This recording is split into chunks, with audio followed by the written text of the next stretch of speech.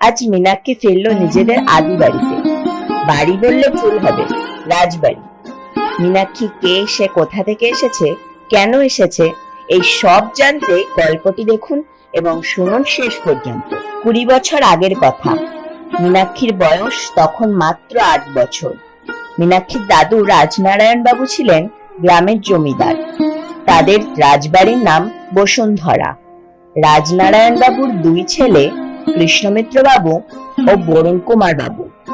কৃষ্ণমিত্র বাবু ছিলেন মীনাক্ষীর বাবা, মৃণালিনী দেবী ছিলেন মীনাক্ষীর মা, বরুণ কুমার হলেন মীনাক্ষীর জ্যাঠামশাই আর তার জেঠিমার নাম কুসুম দেবী। কুসুম দেবীর এক পুত্র ও 2 কন্যা জন্মেছিল, কিন্তু জন্মের সময় এক কন্যা সন্তানের মৃত্যু হয়। পুত্র মৈনাক ছিল মীনাক্ষীর থেকে 1 বছরের ছোট ও কন্যা মেঘলা ছিল মীনাক্ষীর থেকে 2 মাস